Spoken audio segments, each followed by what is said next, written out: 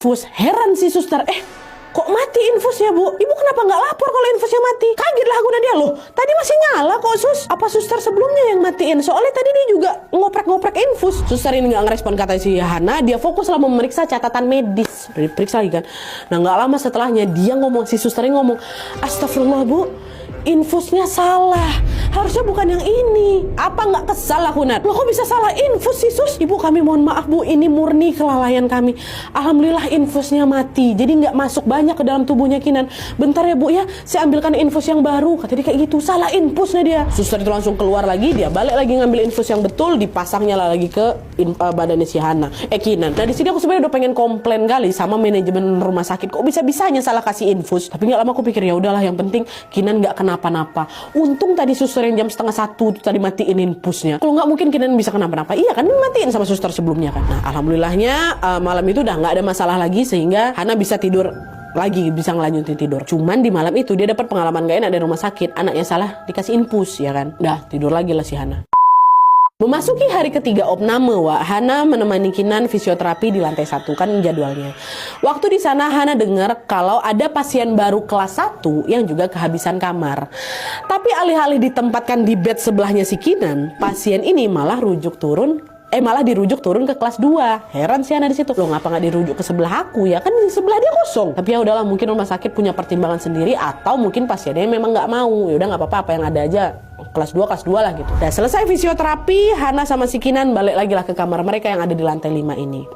Nah lalu pas malam harinya sekitar jam 7 malam di hari yang sama nih di hari kedua, ada suster yang datang untuk ngecek suhu seperti biasanya. Kan setelah 8 jam nih dicek lah jam 7 malam.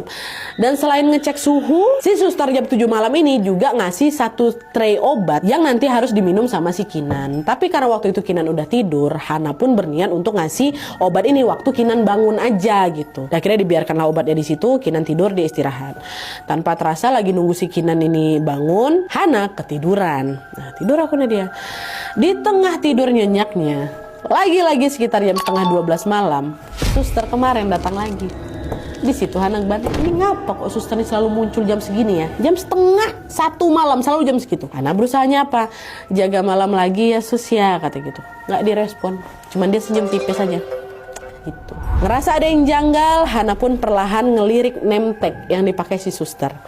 Name tag itu tertulis satu kata, Ani, ya. Dan waktu aku baca, mataku kesorot ke name tag itu, seketika das langsung berubah nggak enak kamar aku dia. Biasanya waktu pertama dia datang biasa aja, cuman untuk fokuskan ke nama dia, Ani.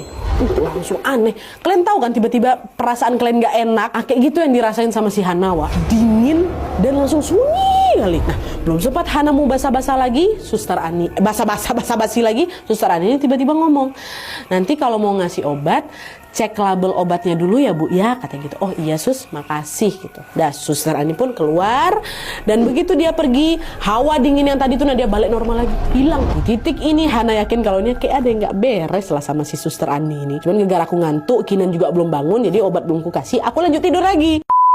Nah beberapa jam kemudian sekitar jam 2 pagi anakku kebangun, Kinan kebangun, dia minta minum, Hana juga kebangun lah kan, dan sekalian dia mau ngasih obat yang udah diresepin tadi kan, dia nunggu anaknya bangun. Tapi sebelum ngasih ke Kinan, Hana keingat pesan sama suster Ani, cek itu label obatnya dulu. Nah pas ngecek botol obat pertama betul namanya Kinan, tanggal lahirnya betul. Ngecek botol kedua, obat kedua, nama pasiennya beda nah dia. Begitu juga sama tanggal lahirnya.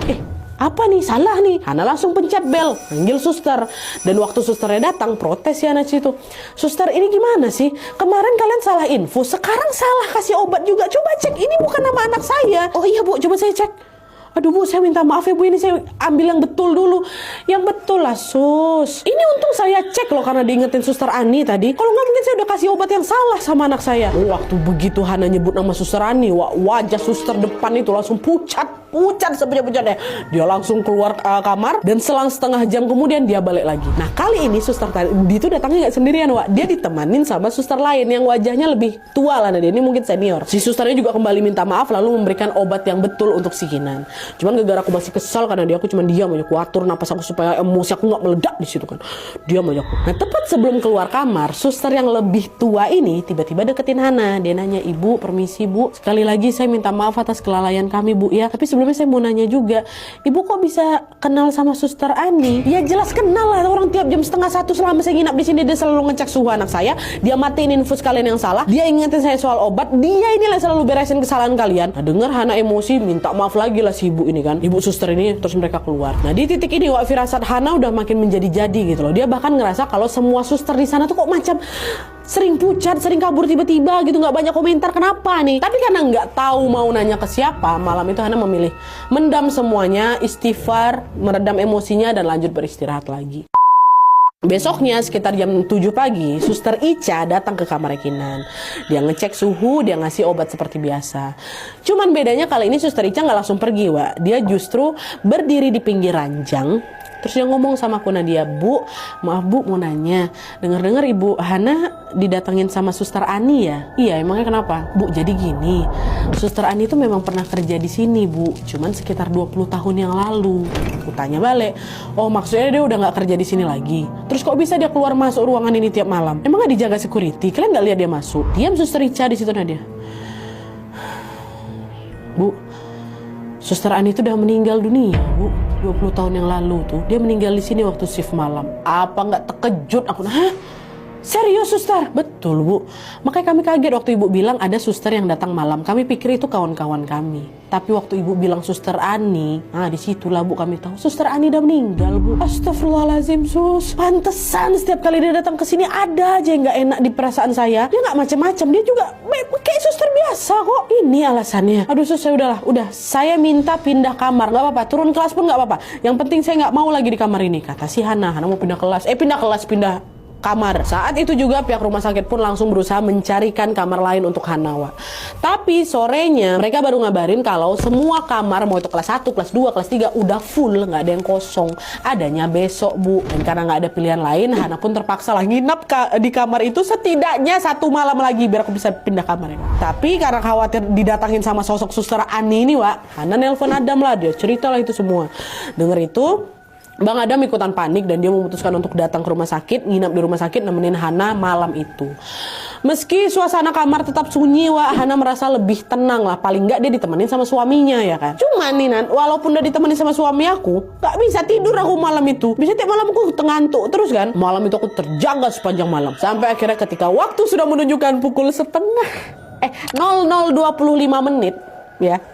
Mulai panik aku di situ. Wah, 5 menit lagi Suster Ani biasanya datang nih buat ngecek. Dia kan selalu datang 00:30 kan. Bentar lagi.